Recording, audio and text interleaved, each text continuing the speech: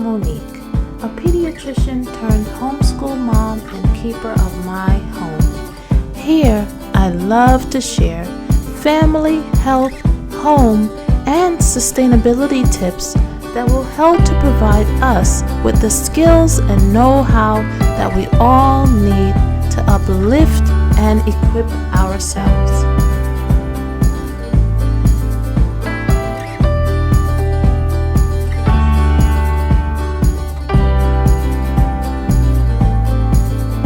In knowing more and being better equipped, we will all be more sustainable.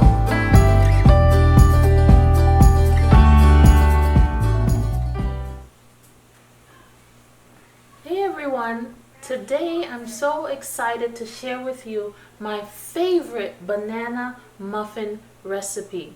Not only is it delicious, but I have packed it with nutrient-rich elements that your family will enjoy. Join me.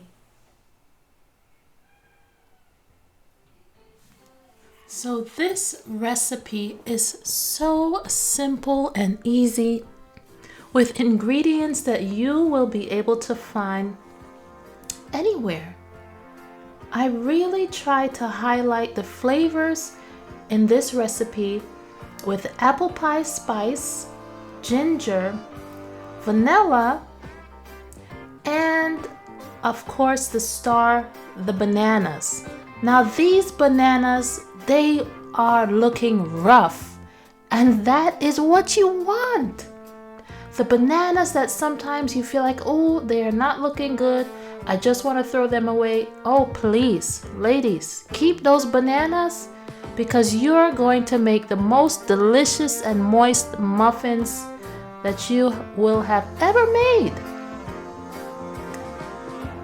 So what you do is going to be linked below in terms of all the specified ingredients. But you take your bananas and you just want to mash them, and you want to mash them down so that they're pretty much almost in a liquefied state. And then you're just going to go ahead and add your other dry ingredients to it. For me, in my home, we try not to make things too sweet, because you always want to make sure that whatever you're cooking, it's healthy and something you can share with just about anyone. So the amount of sugar that I add here is very small. And honestly, because the bananas are so sweet, because they are so ripe, you don't even need to add the sugar. But I find adding the sugar does help with a little of the moistness of the batter and the overall result. Just always want to impart that you don't need a lot of fancy tools, materials, mixers, stand blenders. Those are wonderful to have if you have it, and if you just want to kind of mix up a batch in a quick fashion, of course that will be easier, but you can easily do it in a little bowl. You really don't need a lot, and that is important to me in terms of maintaining our sustainability. So you go ahead and mix in all the rest. I added some eggs, and I'm actually using a banana masher to mix. Now I know that might seem strange, but it really helps to mix everything so well. And then eventually I'll switch over to a regular wooden spoon that helps to combine everything else together. Salt is similar for me in my home. I try to make it so that the salt that we're taking in is not in excess. Of course, salt, the one that we're using here, is rich in minerals and it is healthy for you, but everything needs to be in balance. So if I don't have to add a lot of salt, I don't, because we get it from other foods within our diet throughout the day. And the salt that I used there was the Redmond's real salt, and I get that in bulk.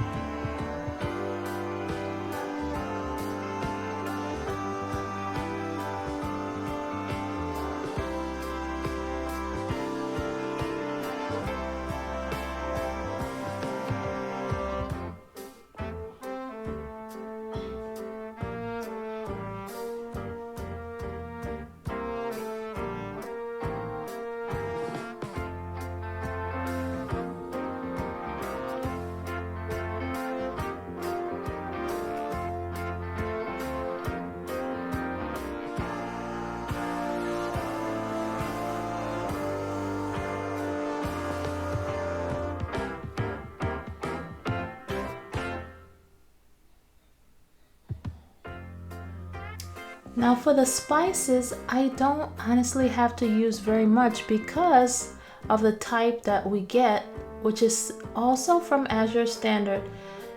We find it to be very potent, so you really don't need to use a lot. So honestly, it lasts for a while, and a little goes a long way, which is so excellent.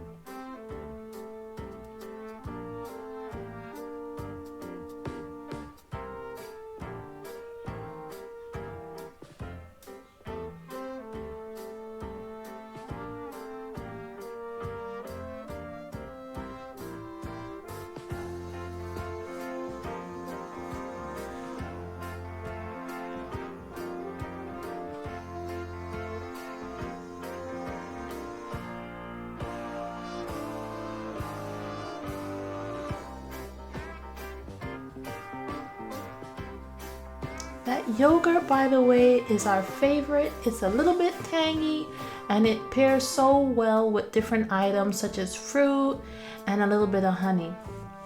The honey as well is quite delicious. This one is the orange blossom honey, and it's raw honey. Ideally with honey, when it's raw, it would be wonderful to consume it just that way so that you can get all the immune boosting benefits. So ideally, in normal circumstances, it would be great to just have the honey just like that over some yogurt or fruit, oatmeal. There's so many different options, but I do like to add it to this recipe as well. And flaxseed is our superhero as well in this recipe. It is packed with fatty acids and minerals that are so healthy for you, and you really don't even taste it. So you can really add as much as you like. I just use a good moderate size handful times 2 of it.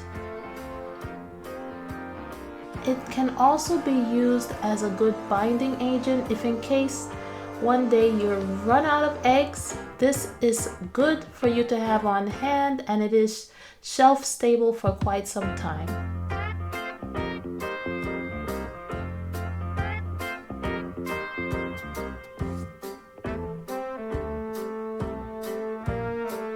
Walnuts are also a powerful food and element to add, packed with nutrients.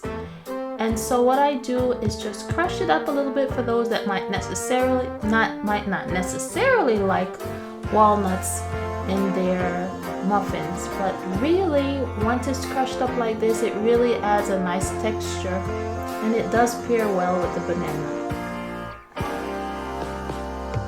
Try as much as you can to get nuts and things of that nature sourced organically as much as possible and non-GMO, because you want to make sure you're avoiding any potential pesticides and chemicals that may have been sprayed on it prior to your receiving it.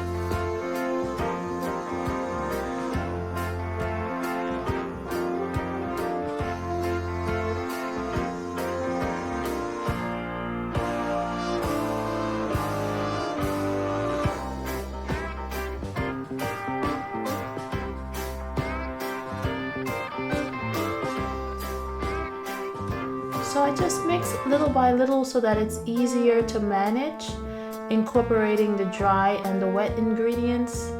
And then you're just trying to get a nice, not too liquidy, but smooth batter.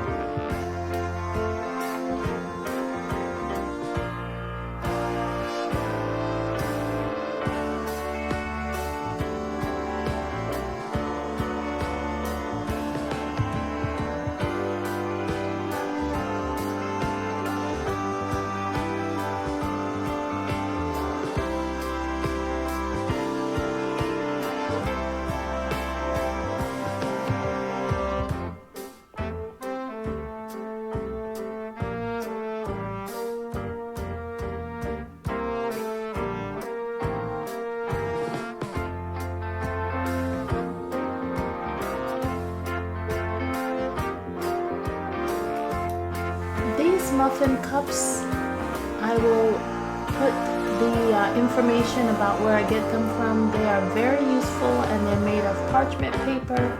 They don't have all the worrisome chemicals that sometimes other muffin cups may have. So this is also a great option that we really use a lot. So you just go ahead and carefully scoop each of your portions into the muffin cups, and I just use a simple measuring cup just to make it easier.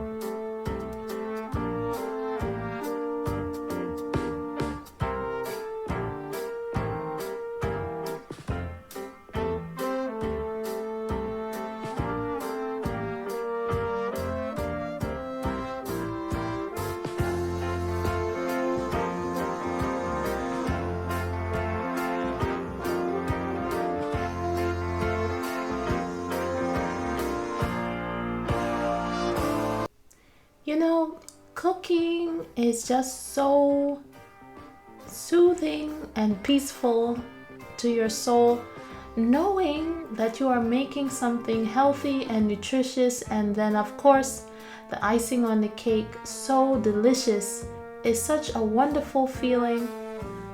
It is wonderful to know that you're able to do this for your family. I put the oven at 350 degrees and it takes about, I would say, between 35 to 40 minutes. It's all dependent upon your oven, and this is the result we get. Warm, moist, and so delicious. I hope that you'll try it for your family. Let me know how you liked it. I'll see you soon.